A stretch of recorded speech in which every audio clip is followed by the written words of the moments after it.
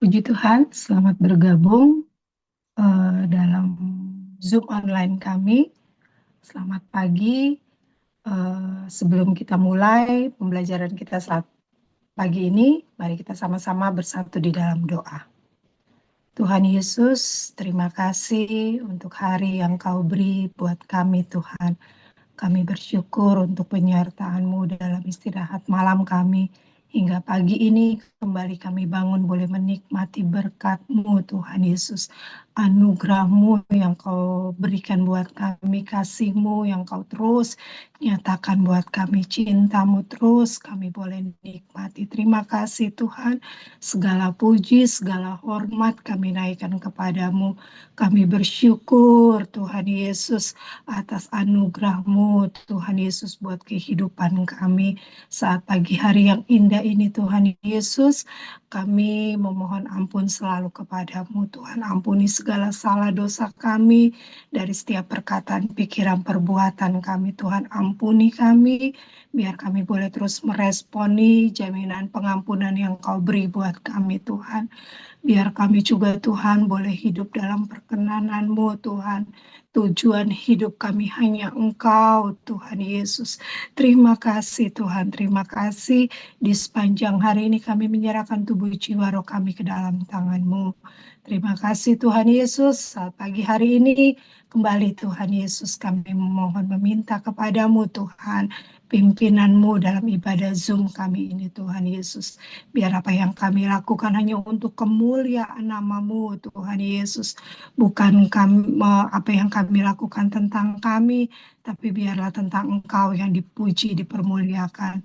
Pimpin ibadah kami ini Tuhan, tambah-tambahkan kami hikmat pengertian daripadamu, biar apa yang kami dengar, kami baca, kami boleh mengerti, terlebih kami boleh hidupi dalam kehidupan kami sehari-hari Tuhan, hingga kami boleh berdampak dimanapun kami berada Tuhan Yesus. Kami sungguh percaya Tuhan, Kau memberkati hamba-Mu Tuhan Yesus, dengan urapan daripadamu, dengan hikmat daripadamu, biar apa yang hamba-Mu sudah baca, pelajari, semuanya daripadamu, hingga boleh diperkatakan Tuhan, itu pun daripadamu. Terima kasih Tuhan Yesus. Pimpin juga Tuhan mungkin teman-teman kami yang bergabung saat ini, baik yang akan melihat rekaman kami, berkati kami semua Tuhan Yesus. Terima kasih Tuhan, terima kasih. Kami Tuhan Yesus serahkan ibadah Zoom kami ini ke dalam tangan-Mu, dan kami peralaskan doa kami hanya dalam nama Tuhan Yesus Kristus. Haleluya. Amin.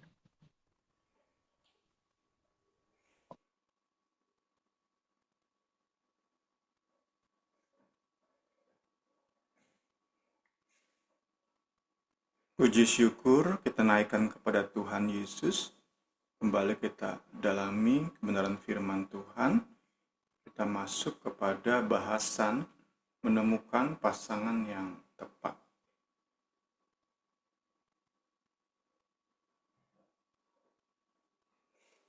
Terus kita berdoa, terus menjadi impian kita, biar pembelajaran kita, masa lajang dan pacaran, itu berguna bagi pemuda-pemudi yang akan dan sedang berpacaran, mempersiapkan pernikahan, dan juga berguna bagi kita yang Tuhan percayakan untuk menolong mereka, mengarahkan mereka yang sedang dan akan berpacaran. Bahasan kita menemukan pasangan yang tepat. Henry Cloud, seorang psikolog klinis, penulis buku acuan utama kita pagi hari ini, menerima berbagai keluhan dari para pasiennya, termasuk mereka yang bermasalah dalam pernikahan mereka. Dan berikut ini beberapa di antaranya keluhan-keluhan para pasien Dr. Cloud, pasien yang bermasalah dengan pernikahan mereka. kita mau melihat sebagai pendahuluan apa alasan-alasan yang membuat mereka berpikir untuk bercerai, untuk berpisah.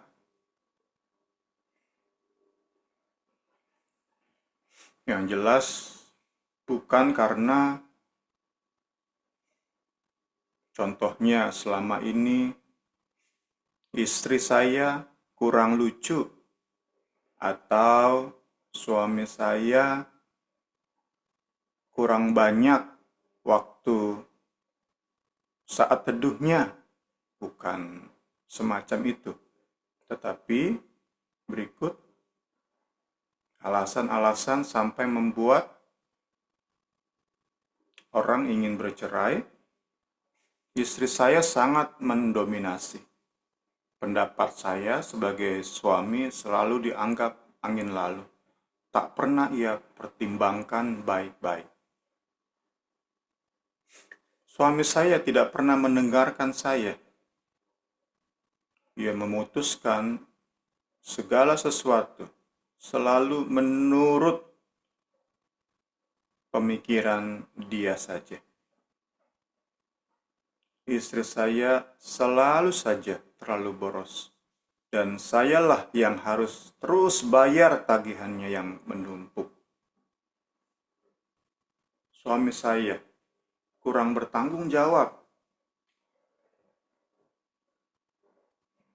Pembagian tugas yang telah kami sepakati seringkali ia lupakan. Contoh, ia harusnya bayar listrik tiap bulan. Lagi dan lagi, lupa dan lupa lagi. Istri saya seorang perfeksionis. Saya berharap ia tak selalu merasa kurang dengan dirinya sendiri. Ia selalu merasa kurang puas dengan hasil kerjanya sendiri. Sering ia mengeluh.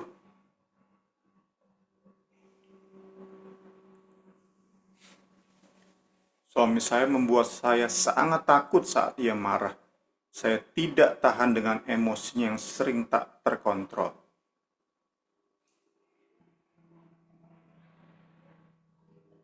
Ini beberapa contoh nyata hasil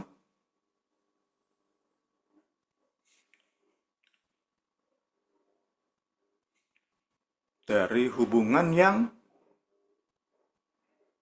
hampir hancur.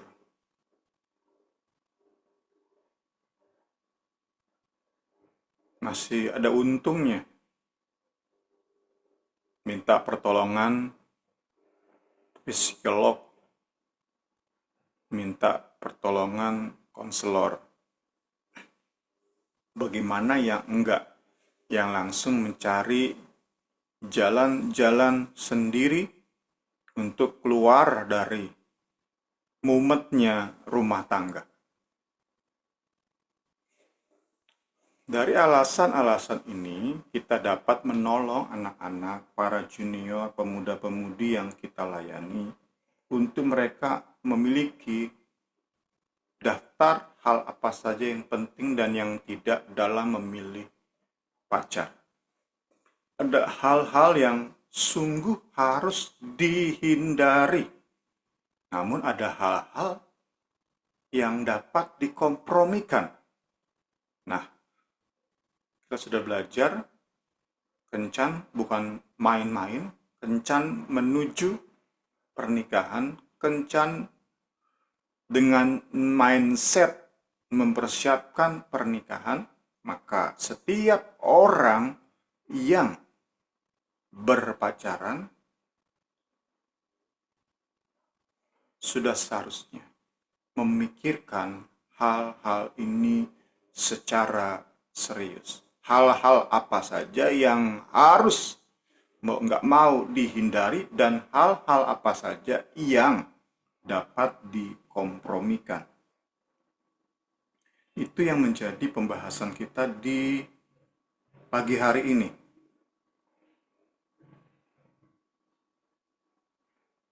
Sekali lagi, itu yang menjadi bahasan kita di pagi hari ini, puji Tuhan.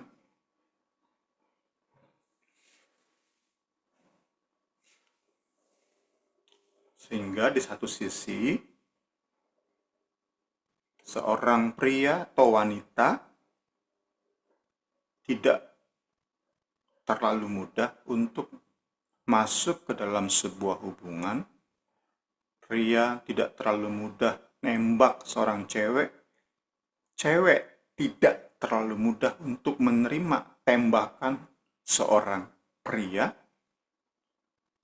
Saat nggak segampang itu, nggak semudah itu menerima atau masuk ke dalam sebuah hubungan, maka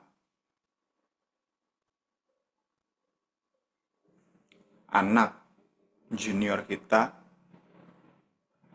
bisa terhindar dari masalah berkepanjangan akibat pacaran.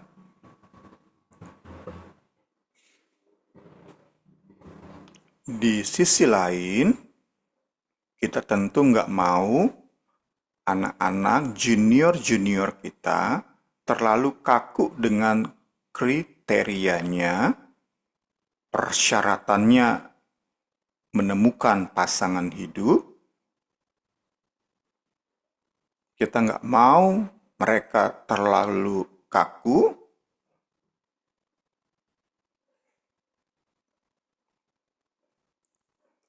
Harapannya tentu mereka bisa lebih terbuka terhadap hal-hal yang dapat dikompromikan. Itu yang menjadi bahasan kita di pagi hari ini. Jadi nggak hanya tentang kita lihat apa-apa yang penting, tetapi juga apa-apa yang nggak terlalu penting. Kalau semua dianggap penting, jangan heran jika di lingkungan kita akan banyak, maaf kata, perawan tua atau perjaka tua.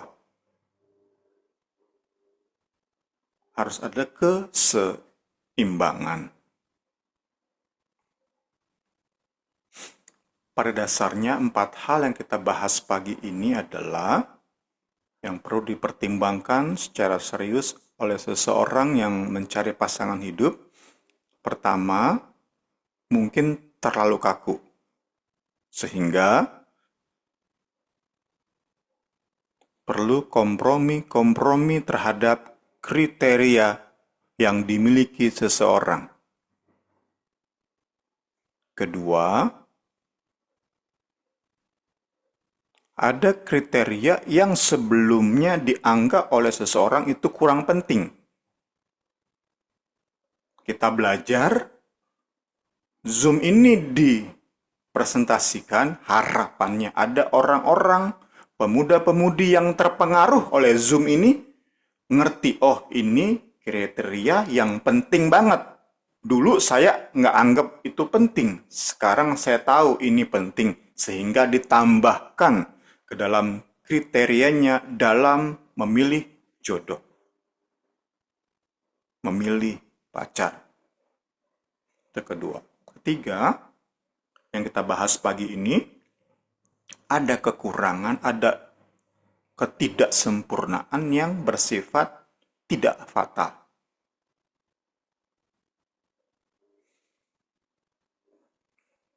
Saat pacar kita atau kita anggap sudah jadi pasangan hidup kita, kita mau belajar menerima kekurangan tersebut. Saat kita mau belajar, maka kekurangan tersebut nggak mendatangkan penderitaan mendalam, berkepanjangan di hidup kita.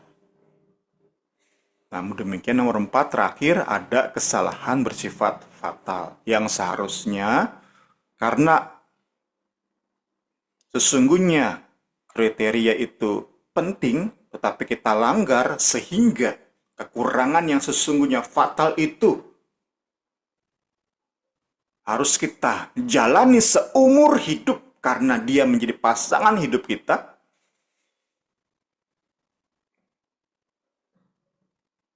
Kita mau belajar supaya hal itu nggak terjadi di anak-anak junior-junior kita. Kita nggak mau kan sebagai pemimpin, orang tua, senior, membiarkan anak-anak junior kita masuk ke sebuah hubungan di mana di situ ada kekurangan-kekurangan, dosa-dosa, ketidaksempurnaan yang bersifat fatal. Yang sesungguhnya nggak bisa ditolerir. Kita mau belajar sama-sama pagi hari ini. Persyaratan yang terlalu kaku. Seseorang yang memiliki kriteria terlalu detail dan perfeksionis, sesungguhnya itu seperti sedang mengeliminasi semua orang. Bahkan ada saat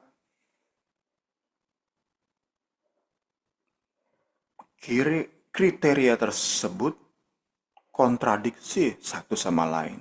Contohnya, seorang pria itu ingin banget seorang istri yang memiliki kecerdasan, etos kerja yang mumpuni, yang unggul. Saat yang sama, si pria ini pengen juga punya istri yang bertipe ibu yang senang diam di rumah. Ini kan kontradiksi. Bertentangan ini. Gimana bisa dua hal ini disatukan dalam satu pribadi? Kecuali punya istri dua. Istri cuma satu kan. Kriteria sedetail ini. Ya sama aja dengan mengeliminasi semua wanita. Contoh lain, yang mungkin lebih simpel, seorang pria menginginkan seorang istri yang berpenampilan bak selebgram. Tapi juga si pria ingin seorang istri yang rajin mengerjakan pekerjaan rumah tangga, urusan rumah tangga. Ini kan absurd, konyol. Nggak mungkin sering-sering kukunya dikasih hias-hiasan, dikasih kutek yang berwarna-warni, tapi berharap si istri juga sering nyuci baju. Itu kan konyol. Kriteria yang konyol sebenarnya kalau dipikir-pikir lebih mendalam. Karena itulah harus sadar, belajar. Kriteria yang terlalu kaku, ayo kompromikan. Kompromikan. Supaya maaf sekali lagi jangan keburu menjadi tua karena kriteria yang kontradiktif tersebut. Ada yang bertanya, apa salahnya? Emang salah? Saya punya kriteria tertentu yang detail tadi. Kemudian ada pertanyaan, memang nggak boleh, saya suka tipe cowok tuh yang lucu. Nah ini kan kembali kita bawa kepada latar belakang kita. Mungkin kita seorang wanita suka cowok yang lucu karena papa kita suka bercanda. Kita berharap punya suami yang seperti papa kita. Kan itu kriteria yang sebenarnya bisa dikompromikan sebelum kita menjadi tua. Sebelum kita menjadi kondisi-kondisi sudah kita lebih lagi sempit. Saat seorang wanita sudah berpendidikan sangat tinggi, itu kan lebih sempit lagi. Sudah memiliki harta yang sangat banyak, lebih sempit lagi. Nah, itu kan tentu menjadi beban kita. Orang tua, beban kita para senior, para pimpinan rohani, kita tentu nggak mau junior-junior kita alami yang seperti itu. Boleh punya kriteria. Boleh suka tipe cowok atau cewek tertentu. Itu semua termasuk dalam tahap pengenalan diri. Tentang apa yang kita suka dan apa yang kita tidak suka. Tapi sekali lagi, lihat latar belakang kita. Karena mau nggak mau pasti berhubungan dengan latar belakang kita. Kita sering contohkan, seseorang yang punya papa mama terlalu mengontrol. Dia ingin punya suami yang bebas. Itu latar belakang. Background hidup kita seperti apa. Nah, itu bisa dikompromikan. Makanya perlu berdamai dengan masa lalu supaya ke depan kita bisa mengkompromikan hal-hal yang nggak prinsipal. Hal-hal yang kurang penting.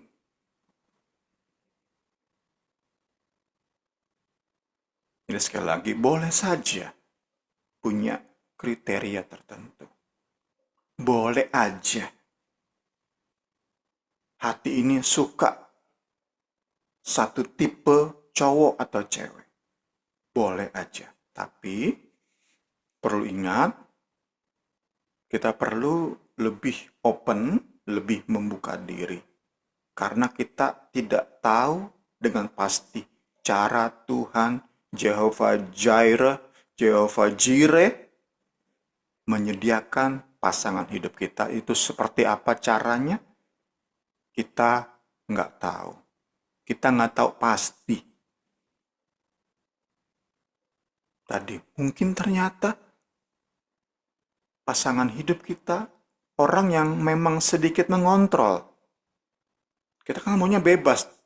Karena masa lalu papa mama ngontrol banget. Kita pengennya suami yang sebebas mungkin.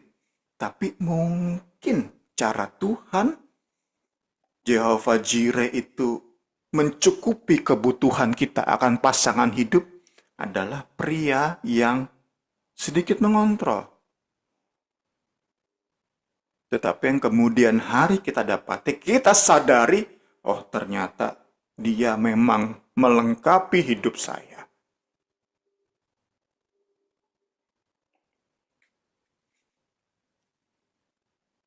Karena itu kita perlu fleksibel, harus cukup fleksibel terkait kriteria yang di permukaan. Wajah, tinggi badan, warna kulit, suaranya lembut atau enggak, dia lucu atau enggak, dan lain-lain itu di kulit, di permukaan, dan lebih mengutamakan kriteria yang mendalam, karakter.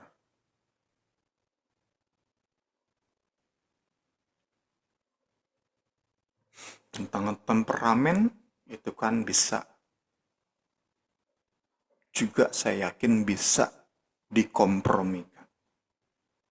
Ada yang ekstrovert, ada yang introvert.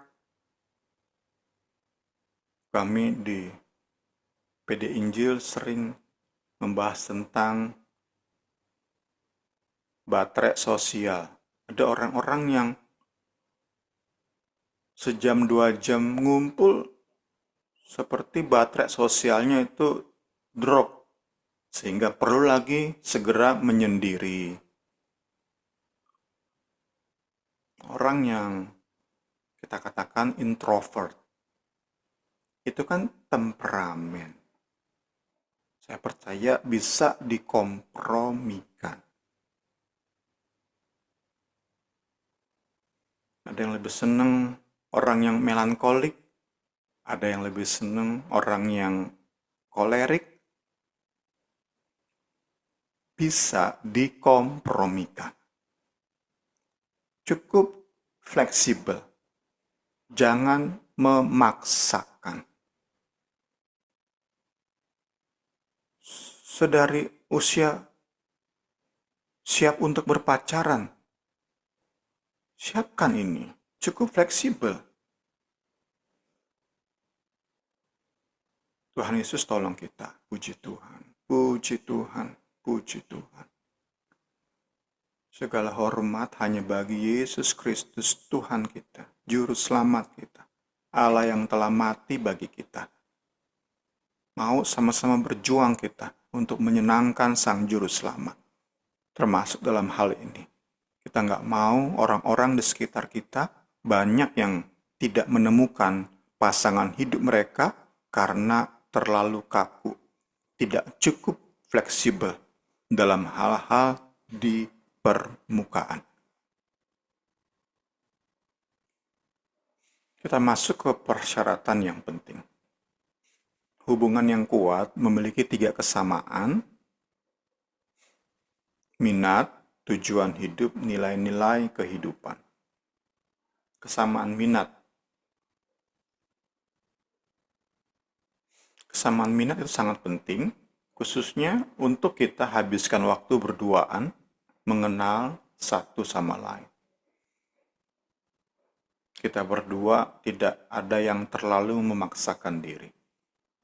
Seorang suami yang suka banget naik gunung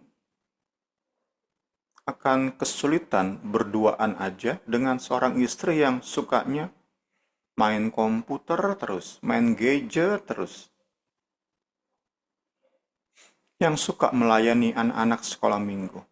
Dengan yang tidak akan kesulitan untuk menghabiskan waktu mereka berduaan. Saling mengenal satu sama lain. Kesamaan tujuan hidup. Tujuan hidup kita akan mempengaruhi apa pekerjaan kita. Akan juga mempengaruhi bagaimana kita menghabiskan waktu dan uang kita. Dan bahkan mempengaruhi bagaimana kita mengembangkan. Memengaruhi, ini kembali, coba menggunakan istilah yang baku. Kita sering menyebut, saya pribadi sering menyebut mempengaruhi, tetapi yang benar adalah memengaruhi. Tujuan hidup memengaruhi bagaimana kita mengembangkan karakter, bagaimana kita mengembangkan hubungan kita dengan Tuhan. Contohnya tentang profesi, tujuan hidup memengaruhi profesi. Contohnya, seorang suami ingin menjadi pendeta full-time atau bahkan misionaris yang menginjili daerah-daerah terpencil, menginjili negara-negara terbelakang, maka ia perlu berbagi tujuan hidup tersebut dengan pacar yang ia pilih, istri yang akan mendampinginya. Nggak bisa ia diam-diam saja. Nggak mungkin. Akan menjadi masalah besar saat ia diam-diam saja. Nggak mengkomunikasikan. Nggak membagikan. Nggak share tujuan hidupnya. Karena itulah tujuan hidup harus sama. Tujuan hidup harus sama. Harus di-share, dibagi. Harus sama. Contoh lain, seorang istri yang ingin mengenyam pendidikan setinggi mungkin, maka ia perlu share, sehingga bisa shared, bisa terbagi. Dengan seorang pria yang ngerti, yang bisa menerima, nanti mendukung.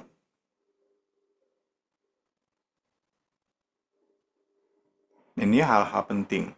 Kita sudah masuk ke hal-hal penting.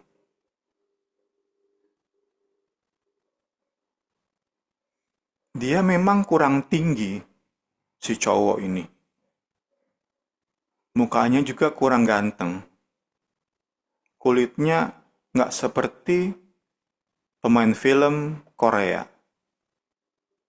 Tapi ia bisa terima saat saya berbagi tujuan hidup saya. Hal penting kan di atas hal-hal yang bisa dikompromikan.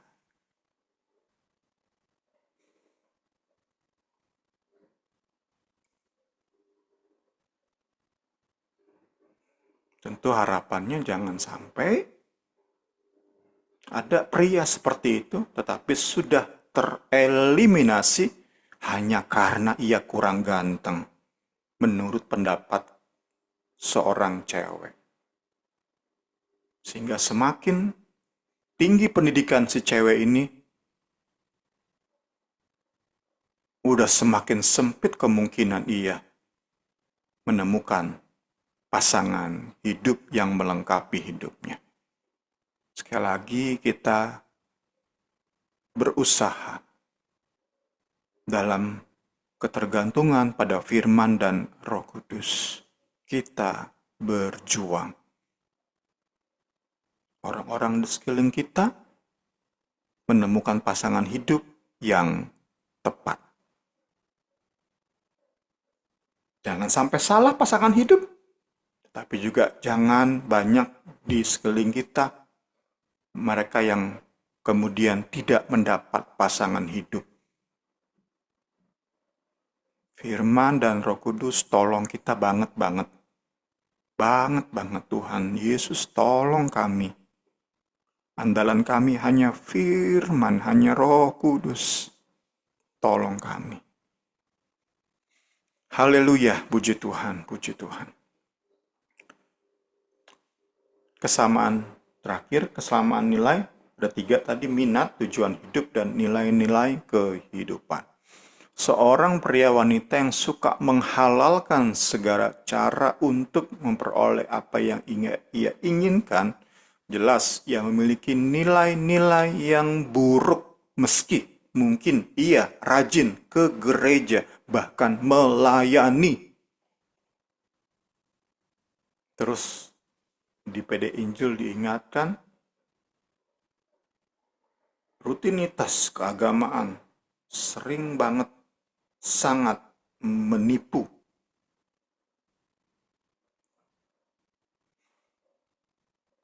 Untuk membuahkan hal-hal baik dalam sebuah hubungan, maka nilai-nilai kehidupan itu sangat perlu dipertimbangkan. Jika kita sembarangan memutuskan, kita akan alami penderitaan. Anak-anak kita, junior-junior kita akan mengalami penderitaan yang sebenarnya dapat kita tolong untuk mereka terhindar daripadanya.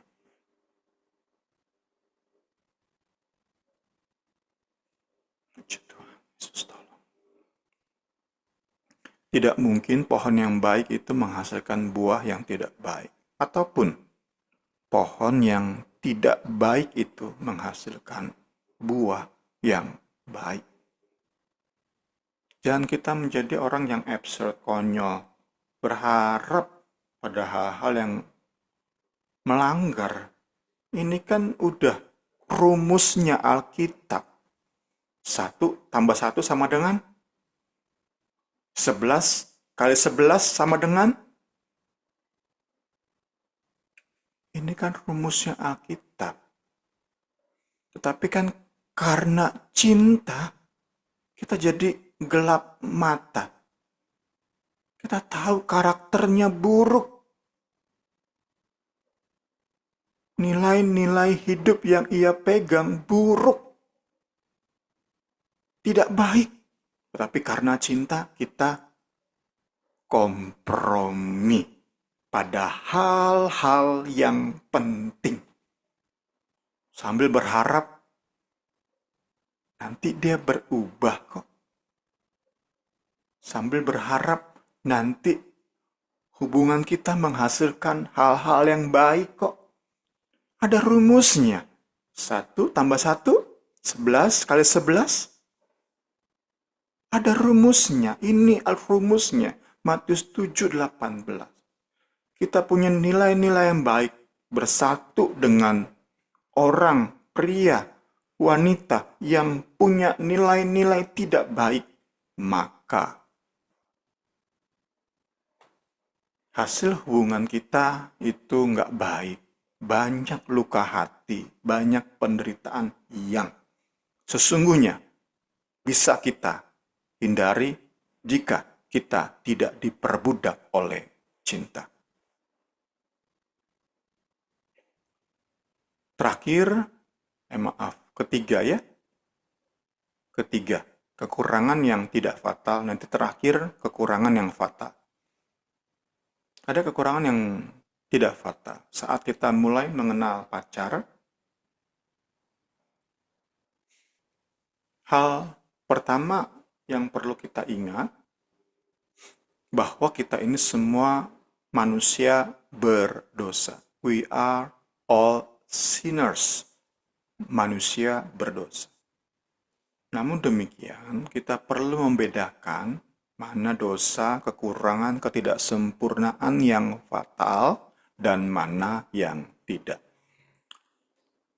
Mereka yang berbuat salah mengakui, mengetahui, menyadari kesalahannya, dan terus berjuang untuk berubah. Nggak bisa kita perlakukan sama dengan mereka yang terus berbuat dosa dan bahkan tak pernah merasa bersalah. Kadang-kadang kan tadi ya, karena cinta buta, sehingga tampak semua indah, tampak semua idealis. Jangan seperti itu. Firman Tuhan ajari kita realistis. Lihat realitanya. Lihat realitanya. Jangan terbuai oleh cinta. Karena itu sebelum cinta terlalu dalam, saat mulai lihat ada red flag, kekurangan-kekurangan yang nanti kita lihat itu fatal, harus bedakan dengan kekurangan yang tidak fatal. Ketidaksempurnaan dosa yang tidak fatal. Contohnya seorang wanita yang memiliki waktu saat teduh lebih lama, lebih berkualitas, lebih baik, perlu sabar terhadap pria yang masih kurang jam doanya. Jamnya baca Alkitab masih kurang. Itu kan bisa dikompromikan. Saat lihat karakternya baik. Saat kita lihat ia memiliki kekurangan, tapi mau berubah. Ada progres perubahan di hidupnya. Contoh lain, seorang pria yang mendapati pacarnya sempat berbohong tentang satu hal. Perlu sabar saat si wanita mau akui bahwa ia bohong. Dan berusaha tidak mengulangi lagi. Pertama ngakui dulu kan. Kalau udah dibilang itu bohong, nggak ngakui ya itu udah karakter itu. Itu kesalahan yang fatal. Dosa yang fatal. Kalau karena cinta tetap terima terus kita para orang tua tidak membekali dengan hal-hal yang baik, ya kita orang tua senior jangan hanya bisa menyesali, kita pun bertanggung jawab. Kalau kita sembarangan aja, udah tahu Anak kita, junior kita cerita ke kita, dia berbohong dan nggak ngaku, nggak merasa bersalah, padahal jelas-jelas bohong. Terus kita bilang, ya udah, jalani aja.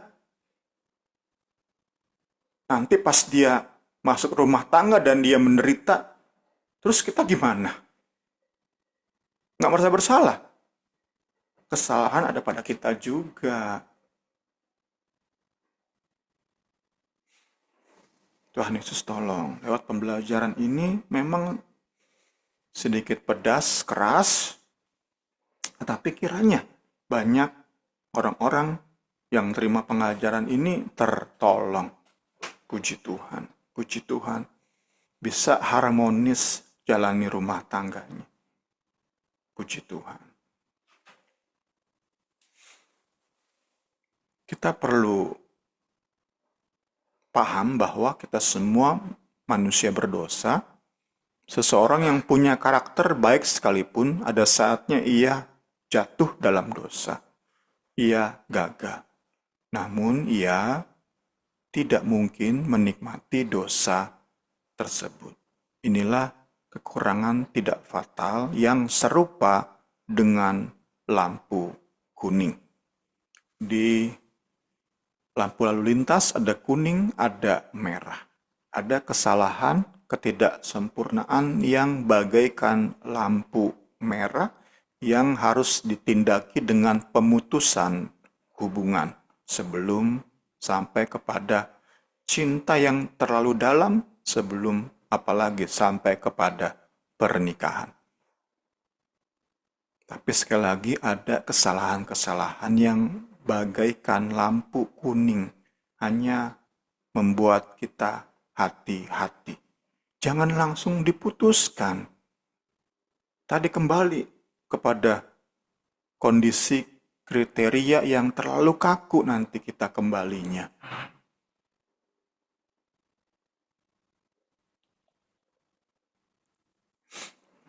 Saya mau kembali kepada alasan-alasan tadi yang membuat pasangan terpikir untuk bercerai. Istri saya sangat mendominasi. Suami saya tidak pernah dengerin saya. Istri saya boros banget. Suami saya kurang tanggung jawab. Istri saya perfeksionis. Suami saya kalau marah membuat saya takut. Sebelum masuk ke dalam pernikahan, hal-hal ini kan sebenarnya saya percaya bisa dikomunikasikan. Terlalu mendominasi contohnya. Bisa dikomunikasikan, berbicara satu sama lain, tegur. Kalau di tahap pacaran sudah bisa sadar, oh saya ternyata sebagai istri, sebagai wanita terlalu mengontrol suami, pria. Suami saya atau calon suami saya udah bilang seperti itu. Saya sih rasa enggak, tetapi suami saya ngerasa seperti itu dan ia jujur kepada saya. Nah, saat si wanita, calon istri, belajar untuk mengurangi, itu kan masuk kepada kesalahan yang nggak fatal. Bisa saling menerima di kesalahan tidak fatal, yang bagaikan lampu kuning, bisa belajar saling menerima, sehingga bisa saling melengkapi. Kecuali saat sudah dikatakan kamu tuh terlalu mengontrol, sebagai cewek kamu nggak boleh seperti itu. Tetapi si wanita nggak merasa saya udah paling benar seperti ini. Nah itu udah masuk ke red flag, ke lampu merah. Itu contoh yang bisa coba saya berikan. Tentu terlalu banyak lagi contoh. Kita bisa masing-masing renungkan. Kita bisa jadi berkat bagi orang-orang, pemuda-pemudi yang minta pendapat kita. Puji Tuhan. Puji Tuhan. Ya, terakhir di pagi hari ini kekurangan yang fatal. Ada pula kekurangan ketidaksempurnaan yang serupa dengan lampu merah. Beberapa dosa bersifat sangat merusak, destruktif, sangat merusak. Tuhan Yesus sendiri pernah berbicara tentang hierarki pelanggaran hukum Allah. Ada yang di atas, ada yang di bawah. Celakalah, hai ahli-ahli Taurat, orang-orang Farisi, kamu orang-orang munafik, persepuluhan kamu taati, tapi yang lebih penting itu kan bicara tentang hierarki. Yang kurang penting kamu taati, tapi yang lebih penting kamu abaikan. Keadilan, belas kasihan, kesetiaan. Jadi sekali lagi ayat ini memberi ketegasan bagi kita bahwa ada dosa-dosa yang memang sangat merusak, yang bagaikan lampu merah, dan ada yang bagaikan lampu kuning.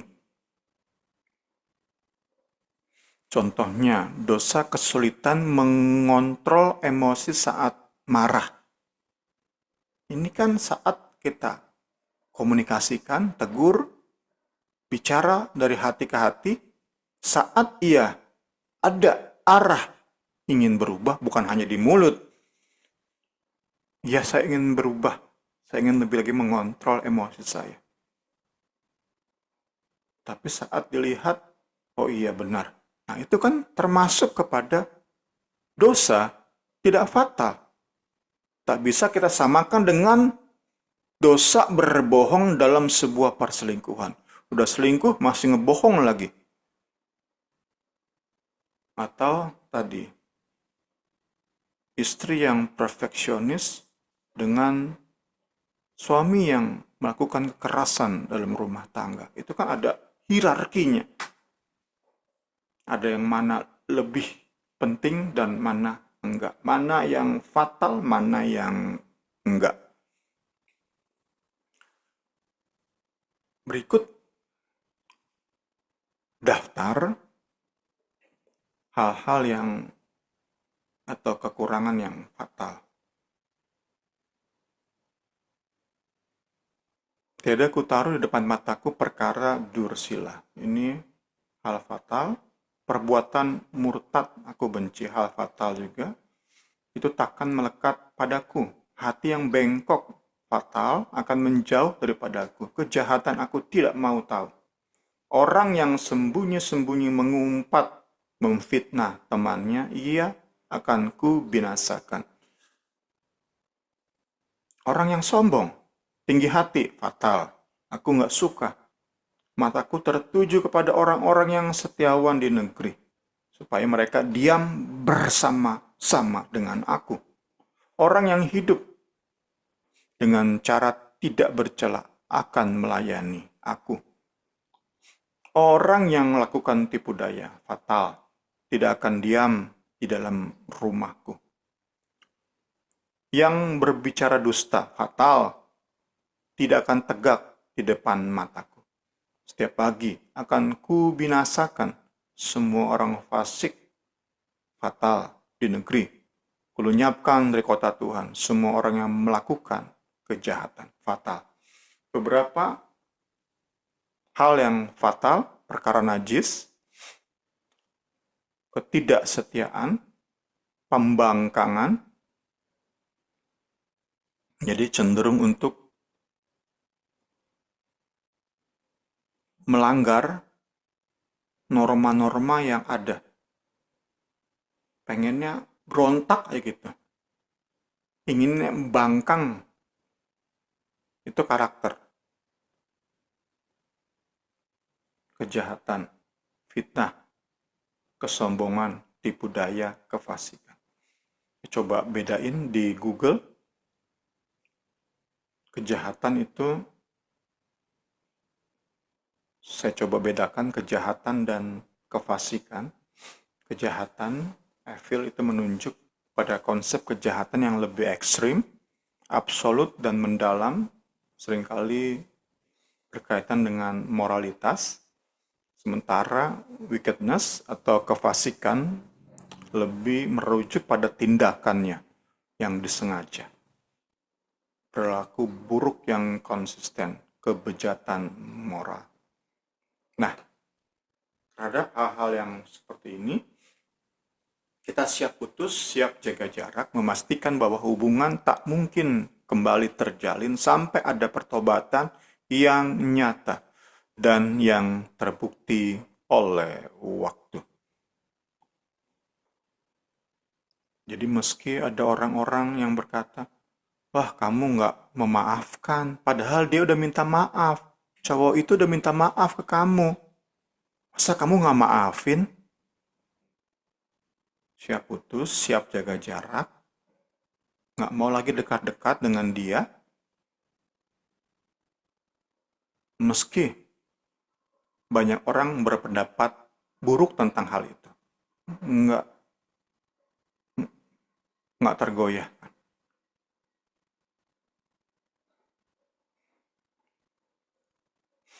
Jangan sebaliknya. Tadi, cinta membuat kita nggak objektif menilai sesuatu. Tidak objektif dalam melakukan penilaian. Secara objektif kita sadar kok tadi ya. Ayo kita coba sama-sama. Tenang, objektif, berdasarkan fakta, kita tahu kok cowok ini memang rajin ke gereja. Tapi Kristen abal-abal dia. Tanpa pertobatan. Itu penting banget. Penting banget. Bisa secara objektif. Berdasarkan data. Jangan dibutakan oleh cinta sehingga gagal lakukan penilaian. Kita akan memasuki rumah tangga yang penuh dengan penyesalan. Tuhan Yesus tolong kita sama-sama di pembelajaran pagi hari ini. Kiranya pengen sama-sama kita belajar, memberkati kita semua, banyak orang terberkati oleh pembelajaran kita di pagi hari ini. Saya kembalikan kepada Ibu Rini. Puji Tuhan. Pembelajaran kita pagi ini biar kita boleh sebagai orang tua, contohnya kami mempunyai anak yang sudah dewasa, biar kami juga boleh menjadi bisa kasih masukan buat anak-anak kami dalam berpasangan, memilih pasangan kepada para adik-adik kami, para teman-teman kami juga, biar boleh sesuai dengan firman Tuhan yang saat pagi hari ini diajarkan, diingatkan gitu. Di sini pagi ini ada Niar, mungkin Niar mau bertanya atau berbagi. Niar, boleh?